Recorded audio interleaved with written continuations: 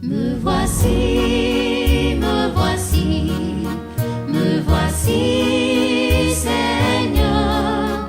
Tu m'appelles dans ta moisson. Me voici, oui, me voici. Tu m'appelles dans ta moisson. Me voici, oui, me voici. Bien-aimés dans le Seigneur, bienvenue dans Sentier de vocation pour ce nouveau numéro. Il existe des blessures invisibles que ni les médicaments ni les chirurgies ne peuvent guérir. Les blessures du cœur, celles laissées par l'injustice, la solitude, la pauvreté, le manque d'amour. Aimés de Dieu, pourtant, Dieu suscite des femmes et des hommes capables d'y apporter un remède plus puissant que tout, la tendresse de son amour. Chers amis connectés sur SMA Togo TV, pour ce nouveau numéro de Sentier de vocation, nous partons à la rencontre d'une femme dont la vie est née d'une question brûlante. Pourquoi tant de souffrance dans le monde si Dieu est amour? Cette question qui aurait pu devenir révolte ou découragement s'est transformée en mission. Que dire? Comment a-t-elle rencontré le Seigneur? Sentier de vocation, c'est maintenant. Me voici, me voici, me voici, Seigneur. Tu m'appelles dans ta moisson. Me voici, oui, me voici. Tu m'appelles dans ta moisson. Me voici, oui, me voici. Chers amis connectés sur la SMA Togo TV, je suis très enthousiaste de vous retrouver pour ce numéro spécial de Sentier de vocation parce que je reçois aujourd'hui une personne très spéciale qui a décidé de répondre à l'appel du Seigneur de façon extraordinaire dans ce monde ordinaire. Alors, en complicité avec vous, j'ai donc la joie de recevoir ici dans cette émission, la sœur Isabelle Jacquinet, qui est sœur missionnaire, serviteur de l'Évangile. Sœur, loué soit Jésus-Christ. À jamais. Bienvenue dans cette émission. Merci beaucoup Christian pour l'invitation. Ouais, ma sœur, vous êtes très belle dans votre pagne typiquement africain. Hein? Ah, Jojinamto. Ah, J'aime beaucoup. très bien, ma sœur. Dès que vous faites le Moufonouede. Elia, Eli. le doigt dia. Ça, j'ai pas compris. Ah! Ni mouché comme moi. Est-ce que le travail se passe bien? Est-ce que la mission se passe bien? Efo. Efo. Enuede. Nuede. Akpe na mau. Sister au fond Nuede. Moufonouede. Très Akpe bien. na mau. Alors, ma sœur, je rappelle que votre prénom, Eve, c'est Yawa. Et bizarrement, je suis né un jeudi aussi. Ah. Et donc, ça fait Yawa au plateau. Eni. Et Non? nous voilà, très bien. Donc, nous allons commencer cette émission avec tellement de la joie. Parce que répondre à l'appel du Seigneur, c'est une grande joie, Oui. c'est une grâce, ma sœur. Mais avant de commencer, dites-nous qui est Isabelle Jacquinet? Ah. Alors, Isabelle Jacquinet, moi, je suis née le 26 janvier 1978. J'ai 48 ans actuellement. Je suis née dans une famille française. Je suis la deuxième de 4 enfants. Okay. J'ai un grand frère et 2 sœurs. Très bien. Papa, maman.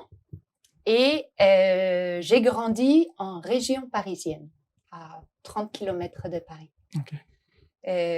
Maman très croyante. C'est elle qui m'a appris à connaître le Seigneur.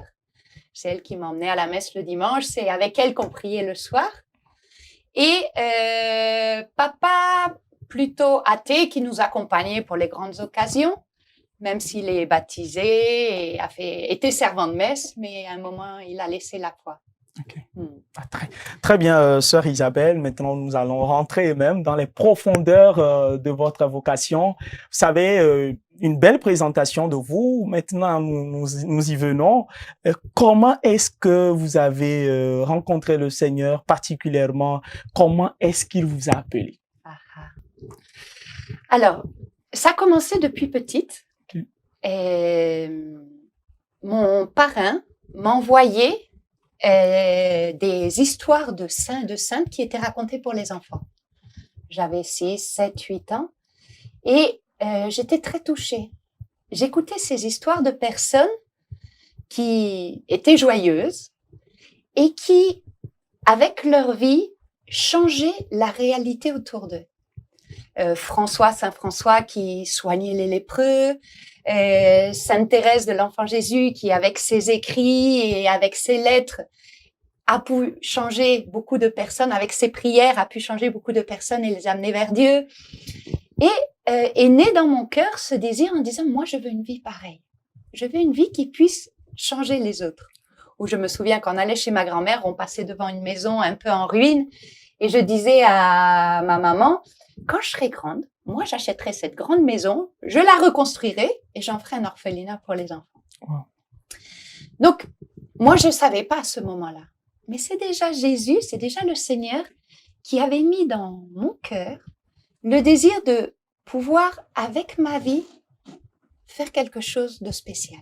Il voulait, à travers ma vie, faire du bien autour, non? Bon, je ne savais pas à ce moment-là. Après, j'ai été attirée par les religieuses. J'avais une religieuse dans mon école primaire, et la sœur Marie-Rose, et je m'approchais toujours, j'étais attirée, non? Et un jour, quand j'avais 8-9 ans, j'ai dit à maman, quand je serai grande, moi, je serai religieuse.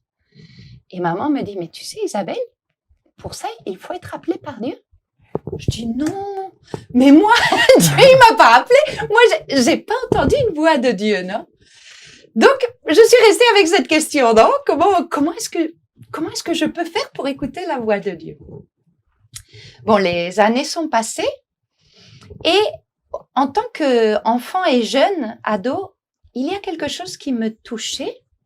C'est, bon, moi je venais, mes parents avaient une situation financière aisée et ça me surprenait de voir au téléjournal, au journal télévisé, des enfants dans le monde qui mouraient de faim, qui parce qu'ils n'avaient pas de quoi manger, mouraient de faim. Et moi, je pouvais ouvrir le frigidaire et j'avais toujours quelque chose à manger. Et je me posais la question, mais pourquoi il y a des enfants qui n'ont rien et pourquoi moi j'ai tout ça? Ça me paraissait injuste. Ou on avait une grande maison, j'avais ma chambre et quand il pleuvait, je me souviens, j'étais dans mon lit, bien au chaud et je pensais aux personnes qui étaient dans la rue, sans maison et qui pouvaient dans l'hiver avoir froid et mourir de froid. Et de nouveau, pourquoi moi j'ai ça et les autres non? Et on m'avait parlé d'un Dieu amour. On m'avait dit Dieu aime tous ses enfants. Et donc j'ai commencé un petit peu à demander à Dieu, mais si toi tu es amour, pourquoi tu permets ça? Pourquoi tu as des enfants qui ont beaucoup, et peut-être trop, et des enfants qui n'ont rien du tout? Pourquoi tu ne fais rien? Qu'est-ce que tu fais pour changer ça? Je reprochais un petit peu à Dieu en disant, mais... Et parce que j'avais l'image que Dieu pouvait changer tout ça, Dieu Tout-Puissant pouvait changer tout ça d'un coup de baguette magique et il ne le faisait pas. Donc, j'avais un petit peu cette question à l'intérieur, non? Et du coup, moi, je disais à Dieu, écoute, moi, je vais faire quelque chose. Nous, vous savez, dans ma culture, on n'a pas votre richesse d'avoir Dieu intégré à votre vie. Ça, c'est quelque chose tellement beau. Bon, je le vois dans ici la culture togolaise. Dieu est omniprésent. Et il y a toujours un respect pour Dieu et Dieu le fera, non? Nous, on l'a sorti de nos vies. À cette époque, il n'y avait pas beaucoup la foi en France. Maintenant, elle est en train de revenir, mais... Et donc, je critiquais un peu Dieu, non? Je le disais, bon, si toi tu fais pas, moi je vais faire quelque chose. Mais après, j'ai compris que dans cette sensibilité face à l'injustice, c'était déjà Dieu qui me partageait un petit peu de sa sensibilité. Et ce qui me révoltait, c'était une fausse image de Dieu que j'avais. Un Dieu qui reste dans le ciel, indifférent, lointain, et qui regarde ce qui se passe sans rien faire, sans réagir. Après, j'ai compris que Dieu réagit. Dieu, c'est le cœur d'une mère, combien plus qui voit ses enfants souffrir et qui est prêt à tout pour changer. Mais que la façon de réagir de Dieu, c'est celle qu'on voit dans la Bible, il appelle des personnes. il appelle des personnes pour pouvoir, à travers ces personnes, changer les réalités du monde. Ce qui me touchait des saints et des saintes, c'est c'était pour me faire comprendre sa pédagogie. Je veux changer, mais pour cela, j'ai besoin de toi. J'ai besoin de tes mains, j'ai besoin de ton cœur. Bon, ça, je l'ai compris quand j'ai pu connaître Dieu un peu plus. Ouais. Mais donc, moi, face à l'injustice, j'ai essayé de dire, bon, qu'est-ce qu'avec ma vie, comment ma vie peut aider les autres? Comment ma vie peut améliorer la vie des autres? Et j'étais justement à ce moment-là au lycée, je devais choisir une carrière. Donc, je réfléchissais. Et ce qui me venait, c'est, mais en fait, médecin, il n'y a pas de meilleure profession. Un médecin, il sauve la vie physique d'une personne. Donc, je vais étudier médecine. Et je me suis lancée dans la médecine. J'ai commencé à étudier la médecine. Et j'ai eu, Dieu dans sa providence, m'a mis dans ma faculté, dans mon université de médecine, une communauté missionnaire.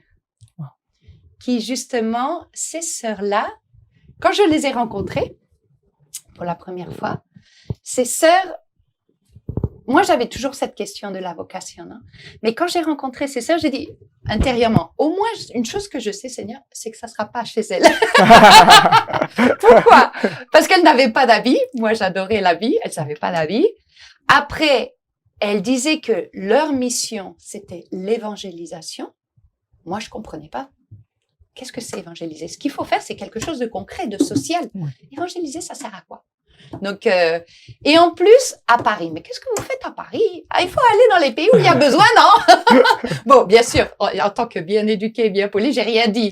Mais au fond de moi, je disais au Seigneur, bon, une chose, je suis tranquille, une chose, c'est que ça sera pas là. Bon, Dieu, il change toujours les plans, hein, parce que c'est dans cette communauté que je suis. Ah.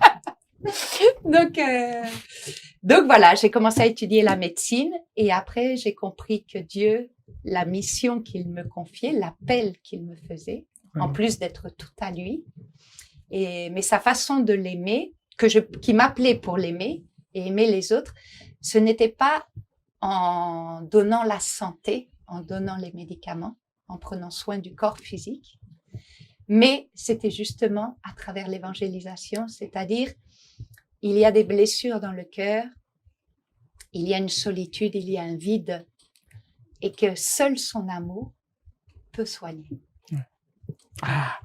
Très formidable, sœur Isabelle. Et quel était déjà le regard, les impressions de papa lorsque, franchement, on voit Isabelle, la petite Isabelle qui veut devenir religieuse? Alors, de vouloir devenir religieuse en tant que petite, je l'avais dit à maman, à papa, non. Et quand j'ai parlé d'être médecin, c'était la grande joie dans la famille. La fierté aussi. Mon père, toujours, il disait, moi, parce qu'en France, bon, je sais pas ici, mais en France, quand il y a un médecin qui s'installe, un cabinet, on met une petite plaque en métal, docteur Isabelle Jacquinet, spécialiste en... Et donc, mon père me disait, quand je commençais à étudier, mon père, il disait, moi, je t'installerai la petite plaque. Il était... Ma maman aussi très fière parce que elle aussi, c'était un rêve qu'elle avait étant jeune. Et sa maman n'avait pas pu payer les études. Donc, pour elle, elle voyait aussi son rêve se réaliser dans sa fille. Donc, ils étaient très fiers. Et quand j'ai commencé à connaître la communauté à l'aumônerie, à l'université, et que j'ai commencé, ce qui m'a beaucoup marqué, ça a été en fin de 2e année de médecine, j'avais 20 ans, la communauté a proposé une expérience de mission au Cameroun. Et moi, ce que je vous ai pas encore raconté, c'est que depuis petite, Dieu m'avait mis dans le cœur l'Afrique, le désir d'aller en Afrique. Et donc, quand j'ai su cette possibilité, je suis arrivée très heureuse chez papa et maman ce jour-là en disant « Je vais enfin pouvoir réaliser mon rêve, je vais pouvoir partir faire une expérience de mission au Cameroun. » Et là, la tête de mes parents qui voyaient leur fille de 20 ans, ils disent « Non, tu connais rien à la vie, qu'est-ce que tu vas faire là-bas? On sait pas ce qu'il y a, non, non, non, non, non. » Et moi, jusqu'alors, j'avais été une petite fille, une jeune, très obéissante, très respectueuse. Et quand je voulais faire quelque chose qu'ils voulaient pas, je laissais de côté mon désir, non? Mais là, pour la première fois, je sentais que c'était quelque chose en moi que je ne pouvais pas renoncer. À ça, je ne pouvais pas renoncer. Quelque chose de fort, quelque chose de Dieu que je ne savais pas encore. Et donc, j'ai tenu tête. Et mes parents ont été un peu bouleversés. Ils ont dit, mais où tu vas trouver l'argent? Je dis, non, non, j'ai des économies. Je vais travailler, je vais chercher. Et donc, déjà là, il y a eu quelque chose qui les a surpris de cette détermination. Et c'est en Afrique que j'ai vraiment écouté l'appel de Dieu. Je l'avais en intuition. C'était un petit peu comme quand on cherche à tâtons. Et en Afrique, au Cameroun, Dieu s'est révélé à moi et m'a appelé. Donc, je suis revenue, j'ai fait ma 3e année, mais j'ai commencé vraiment à douter en disant, mais moi, je suis en train de comprendre que Dieu m'appelle pas à être médecin, mais à être un missionnaire. Et qu'est-ce que je fais en médecine?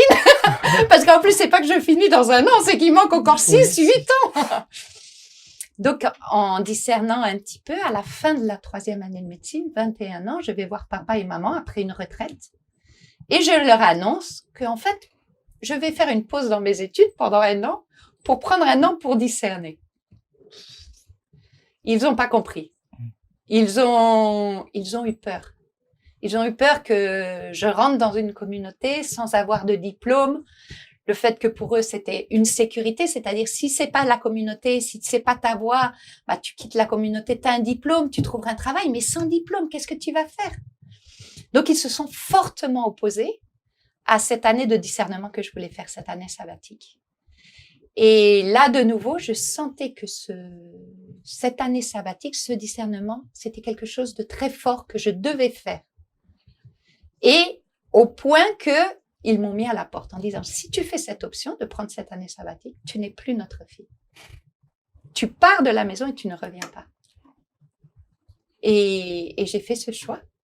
Je sais que j'ai quitté la maison, j'avais préparé mon sac parce que je voyais comment allait commencer. Et je me revois encore en train de quitter la maison en pleurs et pourtant avec une paix intérieure parce que je savais que je faisais ce que je devais faire. Après, cette année, j'ai vécu cette année sabbatique, mais on voyait que mes parents, vraiment, c'était trop dur pour eux. Mm-hmm. J'essayais de revenir à la maison de temps en temps, mais ils ne comprenaient pas. Et il y avait eu une rupture très forte. Et on voyait aussi que c'était bien que je puisse continuer d'avoir du temps pour discerner. Donc, j'ai repris, après cette année, j'ai repris les études de médecine.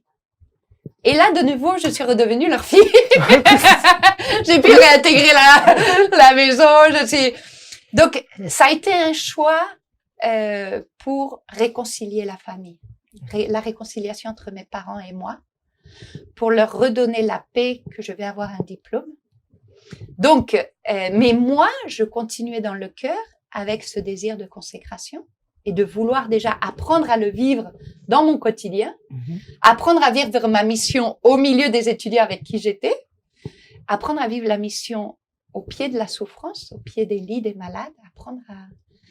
Et donc, j'ai fait 4e, 5e, 6e année de médecine.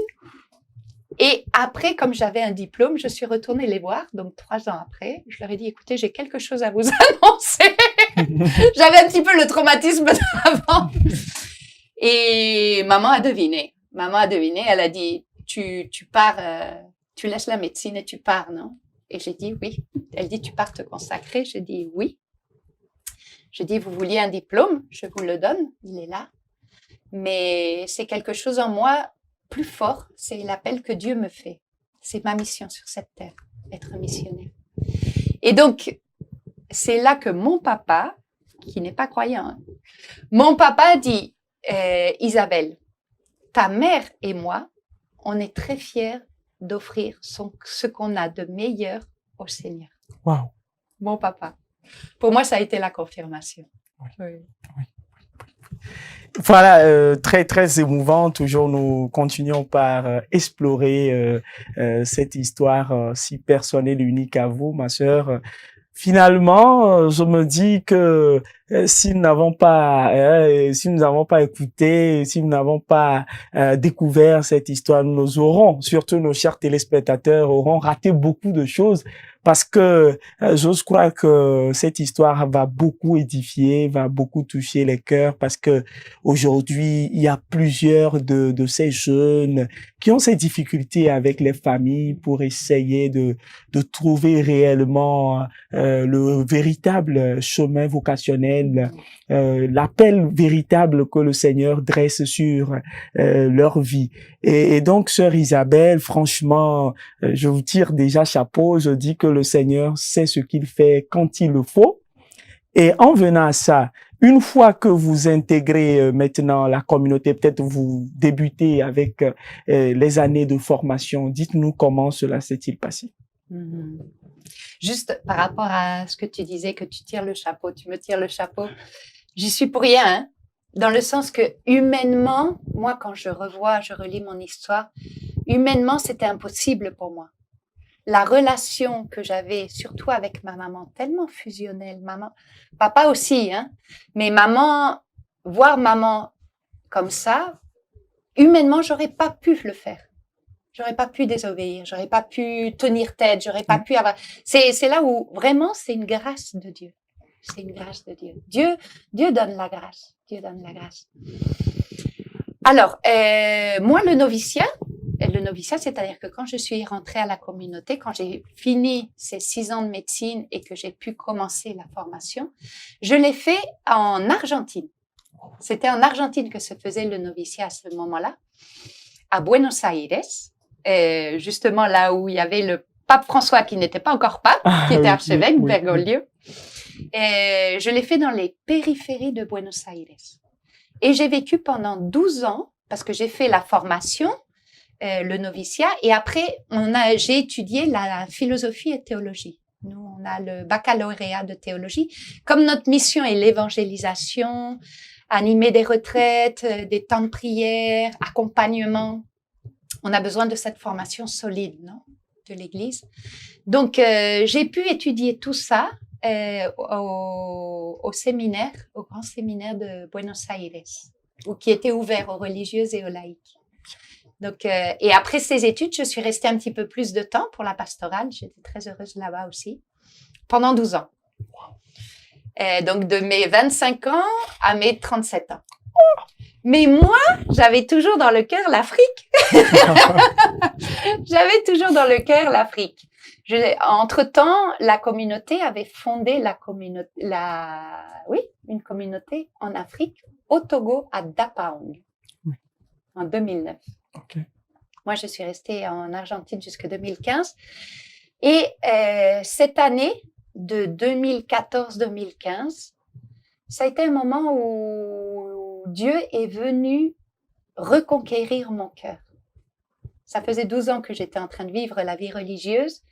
Et pour différentes situations, j'étais un petit peu tombée dans une médiocrité. Comment je vais l'expliquer? J'avais commencé la vocation avec beaucoup d'enthousiasme, beaucoup de joie, une radicalité. Et petit à petit, c'est comme si on s'en rend pas compte, mais on peut s'installer. Et on peut... Non, c'est pas pourtant la radicalité. On s'accommode un peu. Ouais. Et Jésus est venu me chercher. Hein. Jésus est venu me chercher, me renouveler la vocation à ce moment-là. Et à ce moment-là, à la fin d'une retraite, nos responsables, on était beaucoup de missionnaires, et nos responsables disent qu'il y a besoin d'une missionnaire en Italie, à Rome. Et moi, dans mon fond intérieur, je parlais avec le Seigneur, je dis, bon, une chose est sûre, hein, toi et moi, Seigneur, on sait que c'est pas moi qui irai à Rome. Heureusement, je n'avais vraiment pas envie d'y aller, parce que toi et moi, on sait que c'est l'Afrique là. Oui. Et là, je me suis rappelé, le Seigneur m'a rappelé un appel que j'avais eu au téléphone avec une de mes petites sœurs, qui est mariée avec des enfants, qui me dit, écoute, mon mari, Pierre, ils vont peut-être l'envoyer comme expatrié en Guyane, là-bas. Et elle disait, mais j'ai vraiment pas envie d'y aller. Mais bon, c'est mon mari, je le suis. J'ai pas le choix, non? Et le Seigneur m'a rappelé quand moi j'ai dit non, Rome, c'est pas, moi je disais non, être missionnaire en Europe, je vous dis c'est tellement dur. Et le Seigneur m'a rappelé cet appel et comme s'il me disait, mais si moi j'ai besoin de toi à Rome, tu viendrais pas? Et, Seigneur, si toi c'est toi que je suis, c'est pas mes désirs, c'est tes désirs, ce sont tes désirs, non? Et c'est pas faire ma volonté, mais ta volonté. Si toi tu as besoin de moi à Rome, je viens. Et je suis d'ailleurs à la fin de la réunion, je me suis approchée de mes responsables, j'ai dit, écoutez, moi dans mon cœur, depuis toujours, c'est l'Afrique. Mais s'il y a besoin, comme vous dites, d'une missionnaire, et que vous voyez que je peux convenir, je fais ce choix par amour pour Jésus. Et donc, je suis partie à Rome. Mais avec une joie pour me rendre compte, pour l'option que j'avais faite, dans le sens que vraiment, Jésus, pour moi, tu es une personne qui compte. Tu es importante. Plus que moi-même. Et c'est ça qui m'a donné la joie. C'est cette liberté-là. Et heureusement, j'y suis restée que 5 ans. Et au bout de 5 ans, les responsables m'appellent et me disent, Isabelle, on a besoin d'une missionnaire au Togo et on a pensé à toi. On te laisse le temps pour réfléchir. Je dis non, pas besoin de temps. C'était pas le besoin désir. de temps. Dieu m'appelle à ça depuis. Et enfin. Et le temps est venu. L'heure est venue et avec une grande joie. Ouais. Et une fois arrivé au Togo, puisque vous avez dit que la communauté en Afrique était créée plus précisément au nord Togo à Dapaon, est-ce que vous êtes arrivé à Dapaon? Comment s'est fait la mission? Alors, en fait, on a fondé en 2009 à Dapaon. Mais après, en 2016, on a fondé aussi à Lomé. Très bien. Donc, on a 2 communautés au Togo, à Dapaon et à Lomé. Donc, moi, quand je suis arrivée en 2020, à mes 42 ans, je suis arrivée, j'étais pour la communauté de Lomé. C'est là qu'il y avait besoin. Et pour moi, une joie immense. Une joie immense. Moi, je suis très reconnaissante à l'Afrique. J'ai reçu tellement. Bon, déjà, je sens que c'est là que le Seigneur m'a appelée. Pourquoi? Parce que quand je suis arrivée au Cameroun, j'ai vu dans les Camerounais une telle force intérieure au milieu de circonstances pas toujours faciles et très différentes par rapport à la force. J'ai perçu une joie que nous, on n'avait pas en France. J'ai perçu une force de lutter et une foi et une espérance. Et ça, pour moi, je réfléchissais beaucoup, non, après cette expérience de mission au Cameroun, je disais, mais d'où vient cela? C'est pas de l'extérieur. Mais quelle est cette force qui permet, au milieu de la difficulté, d'avoir la joie, l'espérance et de continuer de l'avant? Et je vois que votre foi qui est si naturelle, que ça soit foi en Dieu mais cette religiosité que vous avez à l'intérieur est votre force. Donc, pour moi, en arrivant ici, par exemple, au niveau mission, c'est tellement gratifiant ici. Pourquoi? On invite à une recollection, on doit limiter le nombre parce que les jeunes veulent venir. Là-bas, que ce soit en France, à Rome, pour inviter des jeunes, pour les convaincre à venir, il faut avant faire 3 ou 4 ans de chemin. Et ils arrivent avec des doutes. Ici, la recollection, on en a fait une la semaine dernière avec 30 jeunes. Les jeunes viennent déjà assoiffés, avec un cœur ouvert à Dieu. Donc moi, je vois des miracles. Dans ces 3 jours de recollection, je vois les jeunes s'ouvrir, je vois le sourire venir, j'écoute ce que Dieu fait en eux. Et pour moi, c'est tellement beau de voir la force de Dieu dans un cœur qui s'ouvre à lui. Donc, oui, je suis très heureuse de vivre la mission au Togo. Je dis toujours aux jeunes, vous me confirmez notre charisme, vous me confirmez ma vocation. Et puis après, l'accueil que vous avez, la joie, c'est une chance. C'est une chance de pouvoir être ici. Alors, ma sœur, un élément aussi très fondamental dans votre vie, certainement, ce serait la célébration de vos vœux perpétuels. Partagez cela avec nous. Alors, la célébration de mes vœux perpétuels, c'était en 2012. J'étais en Argentine à ce moment-là, de mission en Argentine. Et en fait, qu'est-ce qui s'est passé? C'est que j'ai su qu'un ami prêtre, j'ai su avant, non?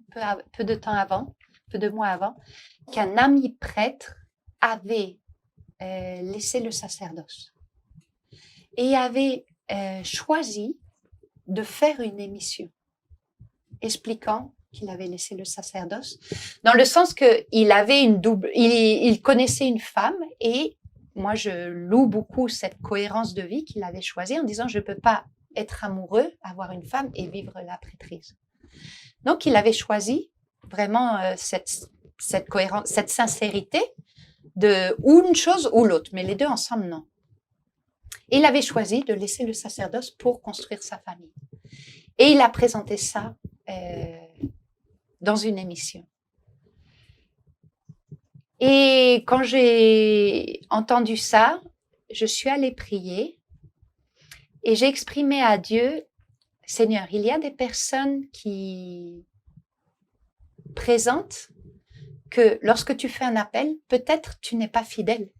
Peut-être vraiment tu combles pas, tu n'es pas heureux. Tu ne rends pas heureux les gens, qu'il manque toujours quelque chose. Il y a des personnes qui le présentent et je dis, combien plus moi, je veux aussi présenter aux autres que si toi, avec moi, tu es fidèle, tu me combles, que tu m'as donné plus de ce que j'imaginais. Et c'est pour ça que j'ai demandé à faire mes vœux perpétuels à ce moment-là, non? J'ai dit, écoutez, moi, et je veux aller le faire en France. Parce que comme ça a été une émission qui s'était passée en France, je sentais le besoin de le vivre en France et aussi pour réunir un petit peu toute ma famille, mes amis.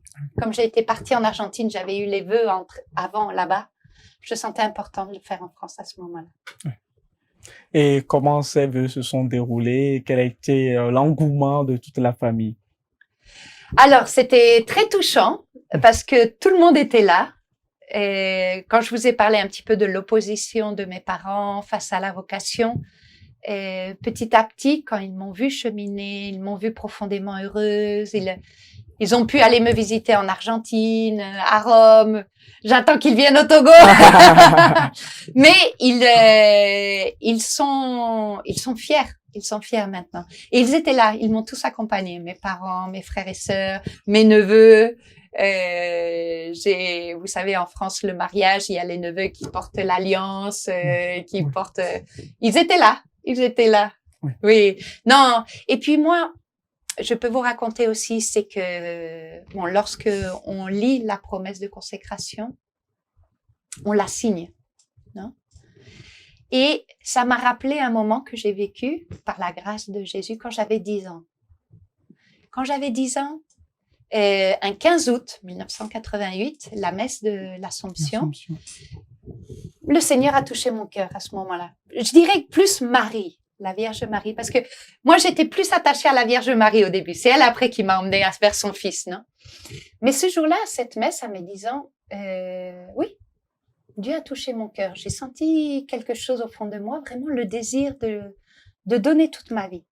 Donc après la messe, je suis allée chercher maman pour une petite pièce et je suis allée chercher un cierge et je l'ai mise devant la statue de Marie qui portait Jésus.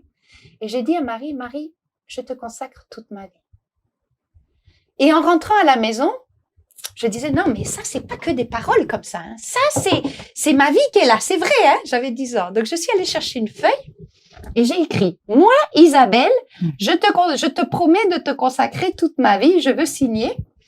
Et je crois que j'avais écouté ça avec l'histoire de sainte de Marguerite Marie, qui avait pris un couteau et avait gravé Jésus dans son cœur. Bon, j'en étais pas là. Mais pour dire que c'était pas juste des paroles dites ou des paroles écrites, mais que c'était ma vie, j'ai voulu signer avec une petite goutte de sang. Je suis allée chercher une aiguille. Et je me souviens, j'étais dans ma chambre devant le crucifix, devant ce petit papier que je voulais signer avec ma goutte de sang et j'étais avec mon aiguille et j'arrivais pas. Ça faisait mal. J'essayais de sortir la petite goutte et ça marchait pas, non? Et à ce moment-là, je me suis mise à pleurer devant Jésus sur la croix et je disais, Jésus, toi, tu as versé tout ton sang et moi, je suis même pas capable. Je te dis que je vais te donner toute ma vie et au moment de faire une petite goutte de sang, je suis pas capable. Bon, je crois qu'en fin de compte, plus ou moins, ça a pu sortir un petit peu. Mais quand j'ai relu mon histoire, ça m'a beaucoup aidée parce que j'ai compris à ce moment-là que l'expérience que Jésus voulait me donner, c'est cette alliance entre toi et moi, Isabelle. On va la réaliser pas pour ta goutte de sang. C'est pas ta petite goutte de sang, ce sont pas tes efforts, ce sont pas tes capacités, c'est pas ta perfection qui va réaliser cette alliance. C'est que moi, sur la croix, je comprenais du Seigneur, j'ai versé suffisamment de sang. Il n'y a pas besoin de ta petite goutte de sang. Et que ma vie donnée, la vie donnée du Christ pour moi, c'est ce qui était la garantie pour vivre cette alliance et cette consécration. Donc, on parlait de mes promesses définitives. Qu'est-ce qui s'est passé? Au moment de signer ma feuille, j'ai écrit « Je peux signer aujourd'hui parce que toi, tu l'as signé avec ton sang depuis des années et pour des années. » Je comprends la fidélité de Dieu comme ça. Et j'aime beaucoup aussi mon prénom de baptême, Isabelle, Isha Bethel, dans la racine hébreu, parce qu'on peut l'interpréter de deux façons, Isha Bethel. On peut l'interpréter comme femme, maison de Dieu, mais on peut l'interpréter aussi comme Dieu fait serment. Et moi, ce moment à mes 10 ans, ce moment de grâce, c'est Dieu qui m'a fait cette promesse et qui la réalise chaque jour. Oui. Sœur Isabelle, nous continuons toujours avec votre parcours vocationnel. Comment vivez-vous aujourd'hui votre mission au quotidien?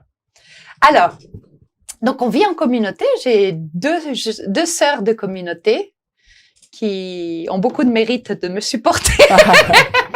Il y a la sœur Tcholé qui est mexicaine et il y a la sœur Eunice qui est du Cap-Vert. Okay. Donc déjà, on est 3 sœurs, 3 continents et on vit la fraternité au quotidien. On essaye de se soutenir, de prendre soin l'une de l'autre, de s'aimer, non?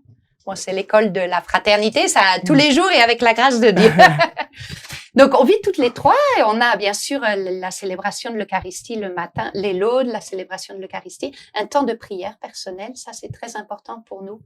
La méditation, à travers la parole de Dieu, on rencontre le Seigneur aussi. Il nous parle. On a besoin, lui qu'on a choisi comme amour de notre vie, on a besoin de ce cœur à cœur avec lui. Et puis après, il y a il y a les tâches du quotidien. On se tourne pour les services, la cuisine, le ménage. On a notre lessive à faire tous les jours. Mais après, il y a la mission. Et la mission, c'est nous, on est dans l'évangélisation. Donc vraiment, on est appelé à annoncer l'évangile, que chaque personne puisse faire cette expérience personnelle de l'amour du Christ et former cette personne pour être missionnaire, pour qu'elle, à son tour, puisse annoncer aux autres, témoigner aux autres. Donc, comment on le fait concrètement ici à Lomé? On va dans des lycées où on fait des ateliers de formation humaine spirituelle pour les lycéens. On est au lycée Adidogomé 1 et on est au lycée catholique de Segbé. Donc, à partir de là, on connaît des jeunes et à partir de là, les jeunes qui le souhaitent, on les invite à faire cette expérience qu'on a fait la semaine dernière de recollection. C'est du 3 jours complet à la maison, une retraite fermée, où là, ils font l'expérience de l'amour de Dieu. C'est très beau, très beau. Au milieu de danse, on aime beaucoup danser, de jeux, d'animation, d'enseignement, témoignages, prières. Et à partir de cette expérience, certains disent, ma sœur, mais moi, je veux continuer. Donc, on leur propose d'intégrer le mouvement de jeunes qu'on a, JSM, Jeunes Serviteurs en Mission, et d'intégrer l'école d'évangélisation, c'est-à-dire un espace où ils vont approfondir cette expérience de Dieu pour que ça aille transformer petit à petit toute notre vie et pour apprendre à transmettre cette expérience de Dieu aux autres. C'est-à-dire que, par exemple, à cette recollection, il y avait 30 jeunes. Dans ces 30 jeunes, il y avait 10 jeunes animateurs, qui en fait, c'est les jeunes de l'école d'évangélisation, qui, eux, avaient fait la recollection l'année dernière et qui ont préparé leur témoignage pour le donner aux jeunes dans cette recollection et qui nous ont aidés en prenant différentes responsabilités. Okay. Donc, on accompagne ces jeunes dans le chemin de foi.